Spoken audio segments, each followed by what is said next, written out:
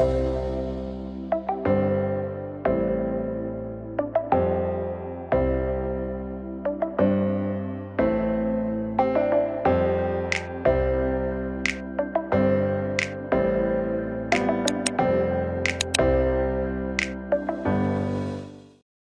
everyone, in this video I am going to discuss about objects and classes part 2. So what's in this video?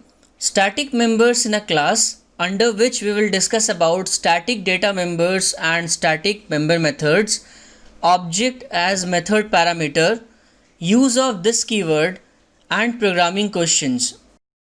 So let's begin. Static members in a class. A class can have two types of members, either static or non-static. So in this video, we will be discussing about the static members in a class. So in a class, there can be two types of static members, static data members or static member methods. Let's discuss about them one by one. First, let us discuss about static data members. A data member which is declared as static has only one copy of itself for the entire class.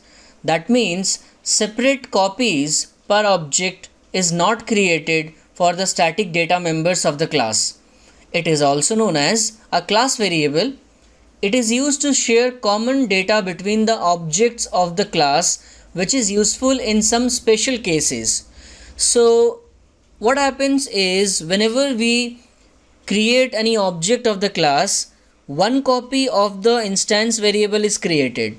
So if we have three objects in my class, I will get three copies of the data member.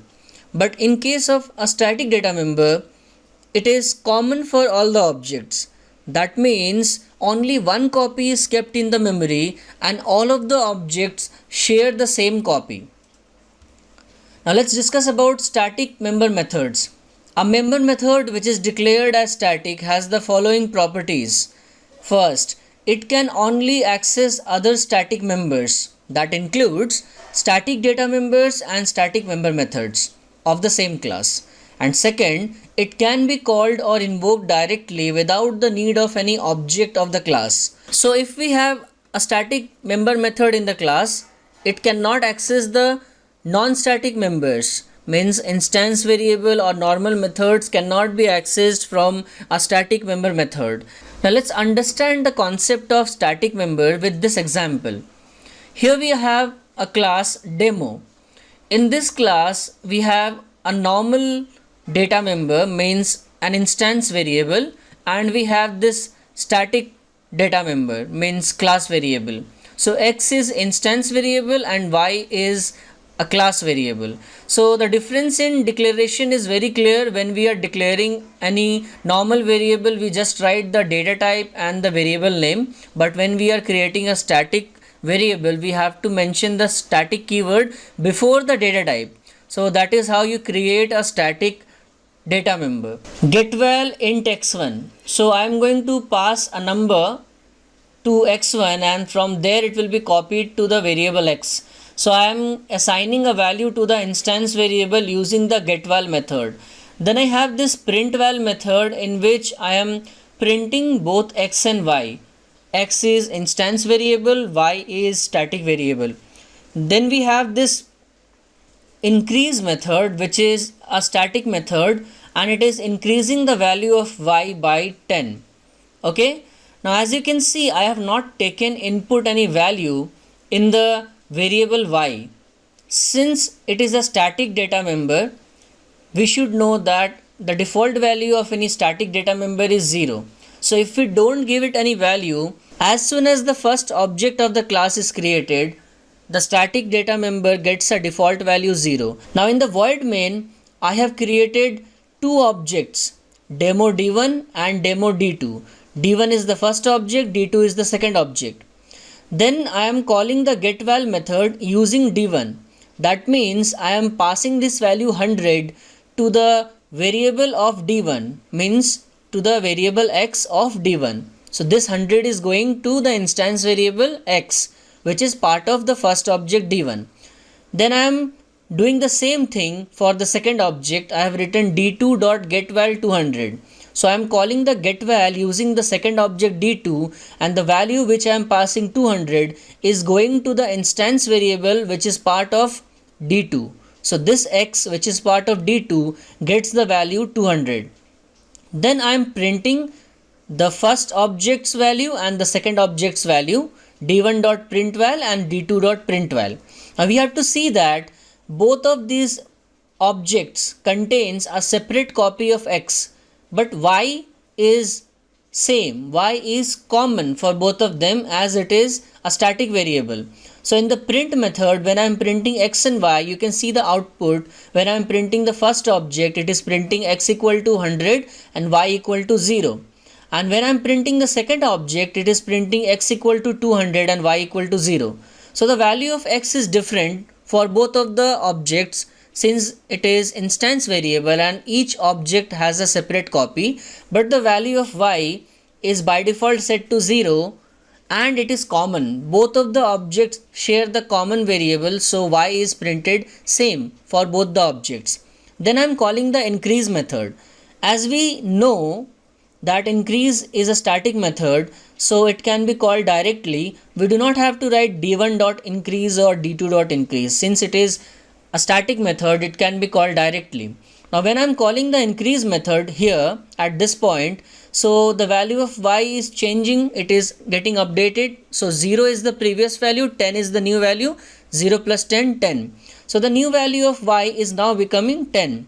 Now if I print both the object d1, d2 using the printval method, now x is getting printed same since I have not changed it, but y is getting printed 10 both the times. So here we can understand by saying this that y is shared. Once I change the value of y, that is affected in both of the objects.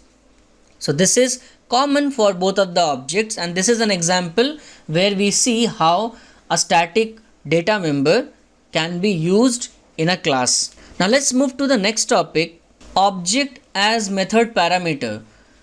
A method can have any type of parameters like integer, float, string, double, boolean, and even class objects.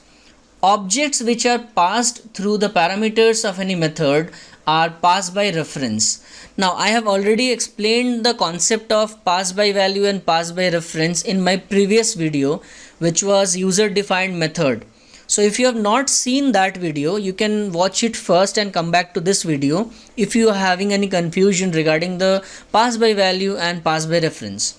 So what happens in pass by reference? Here in this concept, we pass the memory address of any data, of any variable, of any object, anything that we pass, the reference we pass. So in the method, when it is changing anything, it is changing any value, so that is reflected in the actual object also. So if we are passing anything by reference, any change that we will perform in the method body will affect the original value. So when we are passing objects, they are passed by reference by default. So if the method will make any changes in the values of the object, the same is also reflected in the actual object in the caller function. Okay. So we will understand that with few examples. See this first example. Here I have a class C1. In this class I have only one instance variable, that is num. I have a method setNum which is used to give a value to the number. So I am going to pass a number and that number will be given to the variable, to the instance variable.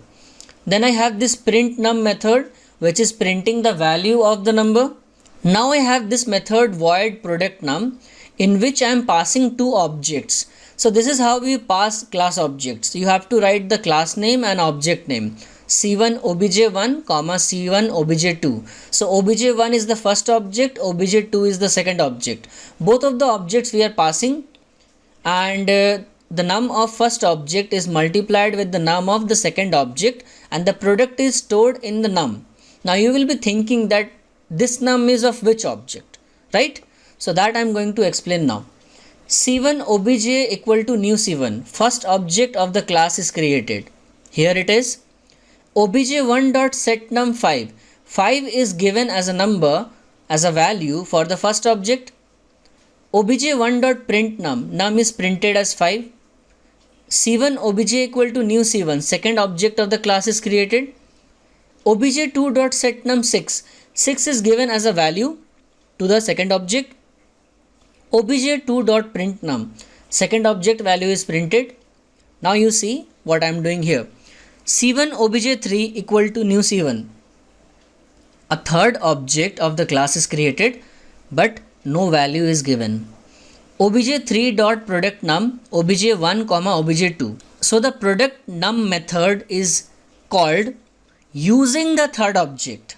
So inside of the product num method, this num is the current object. Current object means the object through which the method was invoked. So the method was invoked using the obj3, that is the object 3. So here in this method, this num is referring to the current object, which is the object through which it was called. So this num is of obj3. Understood? So obj3 dot product num obj1 comma obj2. The reference of the first object is passed and the second object is passed here. So obj1 dot num is containing 5, obj2 dot num is containing 6. 5 into 6 30, that 30 is stored in the number which is the number of the object 3, because object 3 is calling the method. So this num is referring to the current object, which is object 3. So it will contain 30. If I print obj3.print num, then you see the output will come as 30, which is 5 into 6 30. Let's see one more example. Here I have a class demo. In this class I have one instance variable x, a method which gives value to x, a method which returns the value of x, and a method change which has object as its parameter. So in the void main I have created two objects of this class, demo d1 and demo d2. So here is d1, here is d2. d1.set10, that means I am giving the value 10 to the first object. d2.set20, I am giving 20 to the second object. So the value of the first object is 10, the value of the second object is 20. Now after that we are printing the value of the first object, so that will print 10. Then we are printing the value of the second object, that will print 20. Then we have called the change method using the first object, d1.change d2. We are calling the change method using d1. So here x refers to the current object and d.x refers to the value which we are passing. So we are passing d2. Now what is the value of d2? 20. So the value of d2 is sent to the parameter. In parameter we have d. So the reference of d2 is received by d. Okay. That means if d2 is 20, then d is also containing 20. Now here I have written d.x equal to d.x plus x. So d.x is 20 because that is the value of d2 which we have passed, and x means the current object which is calling the method. The current object is d1, it has the value 10.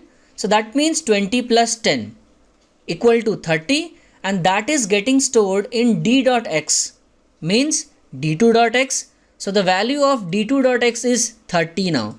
That means 20 plus 10, 30. The value of d1.x remains 10. After that we are printing d1.get, so it will print 10. Then we are printing d2.get, so it will print 30, as it is 30 right now. Again we are calling the change method here at this point, and we are calling it using the second object d2. So d2.change d1. d1 is being passed. d2 is the object which is calling the method. So here x refers to the current object which is d2, and d1's reference is sent to d. So what is the value of d1? The value of d1 is 10 currently. So we are passing 10 which is going to d. So d.x is 10 and x is the current x, means the current object's value which is calling the method. So d2's value which is 30, that means we are doing 10 plus 30 because d.x is d1.x, d1.x is 10, and x is the current object, which is 30, the caller object. So 10 plus 30, 40, which is stored in d dot x. Okay, so d dot x means d1 dot x, so it will become now 40. The current value will now be 40 and d2's value will remain same. So when I print d1 dot get, it prints 40. When I print d2 dot get, it prints 30. Now let's move to the next topic. The next topic is use of this keyword. This keyword is used if the method wants to refer to the object through which it is invoked. It is also useful in case when the method has any local variable with the same name as of any instance variable in the class. In that case, this keyword is used to refer to the instance variable in the method. Okay, so if you have created a method and inside of that method you want to refer to the instance variable of the object through which the method is invoked. Suppose you have called a method input using one object obj1. So obj1.input. Now inside of the input method, if you want to refer to the obj, then you can do that using this keyword. Let's see an example to understand this keyword. See this example. Here I have a class. The class name is this example. Int val, this is an instance variable. Void set val, this is for giving value to the variable val. Print for printing the val. And update method. Now do you see anything different in this program? You see, I have written val equal to val plus val. Now in this program I am not using this keyword. This is without this keyword. Okay, then I will explain you why we needed this keyword in this program. So here what I am doing is, my intention is to pass a value and add that value to the present value to update it. Suppose the present value is 100 and I am passing 50. As you can see, I have created the object of class. I have called the setVal, I have passed 100. I have printed it, which got printed. Then I wanted to change the value, wanted to update it. So I passed 50. I wanted to do it 150, 100 plus 50. So I passed 50 and 100 was already present. So 100 plus 50, I wanted 150. But that did not happen. The value is still getting printed 100. Now why this happened? The reason is because you took a local variable with the name val and there is an instance variable with the name val. So what happened is, in a function, it always refers to the local variable. So when you passed 50 to the update method, you did val equal to val plus val, it actually did 50 plus 50, 100. And it stored the same updated value in its local variable, not in the instance variable.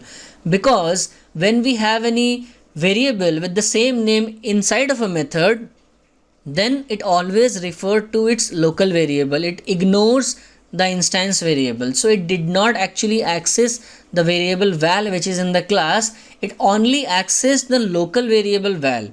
So my purpose was not fulfilled. Because of that, I changed the program and using this keyword I made this current program. So here in this program, the only thing that is changed is this statement. Now I have written this dot val equal to this dot val plus val. So when I am calling the update method, this refers to the current object.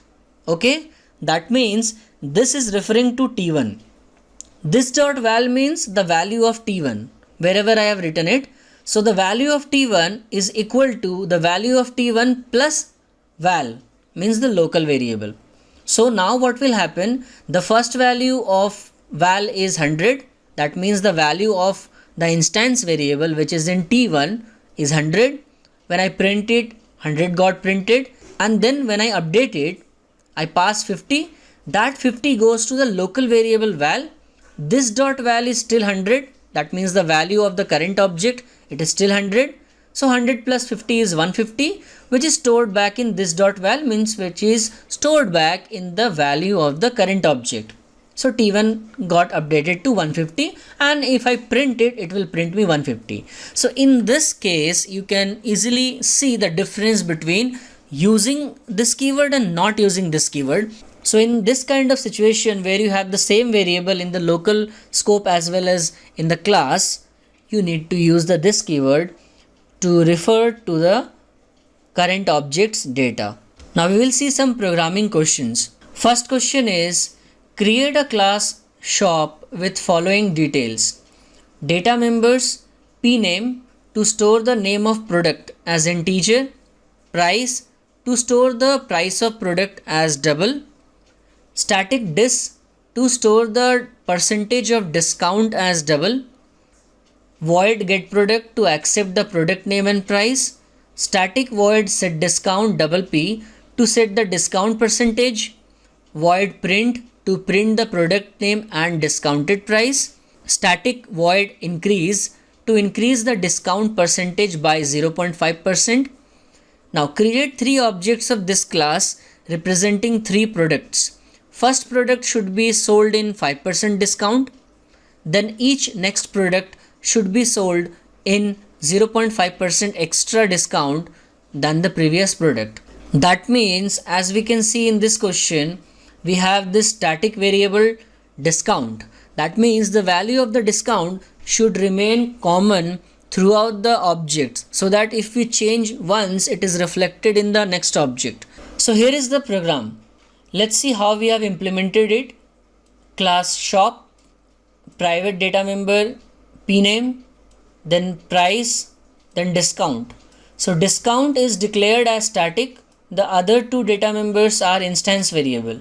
In the get product method, we have taken input the product name and price. In the static void set discount, we are passing the value of p, which is the percentage of discount, and that is used to assign to the variable dis, which is also a static data member. Then we have this print method in which we are printing the product name, discount percentage, and we are calculating the discounted price and we are printing it afterwards. In the static void increase, we are increasing the percentage of discount by 0.5 as per the question. Now in the void main, the first object is created. Set discount is called without any object because it is a static method, and 5 is passed. So 5 is the percentage of discount for the first object as per the question. Then get product method is called to input the product name and price. Then print method is called to print the name, discount percentage and discounted price. So the first product will be sold in 5% discount. Then I am calling the increase method, which will increase the percentage of discount to 5.5 from 5 to 5.5. Okay. Then the second object of the class is created. Get product is called to input the second product name and price. Then the print method is called for the second object to print the product name, discount percentage and discounted price. Again the increase method is called. Now the discount percentage will be 6 from 5.5 to 6 because of this method. And then the third object of the class is created.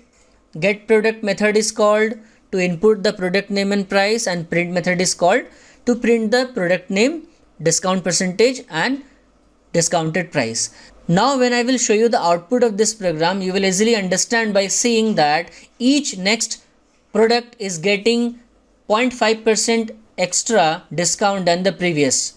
So for the first object it will be 5%. Suppose the product name is biscuit and suppose the price is 100, it will be sold in 95 rupees 5% discount. The next product, if suppose it is cake and the price is again 100, it will be sold in 94.5 rupees, that is 5.5% discount. If the next product is suppose ice cream and the price is suppose 50, so it will be sold in 47 rupees with 6% discount. So you can see the discount percentage is continuously increasing. Now if I don't take a static variable, if I just keep instance variable, then for every object it will remain same, it will not change continuously. The discount percentage is only changing continuously because it is common. So every time I'm changing it, every object is getting the updated value. So this is a practical example where we can use static data member in program. So here is the second question. Create a class complex with the following details: data members, real and imaginary, to store the real and imaginary part of any complex number as integer. Member methods are void get complex, int real, int imaginary to accept the real and imaginary part of any complex number. Void print to print complex number. Void add complex C1, complex C2 to add two complex numbers.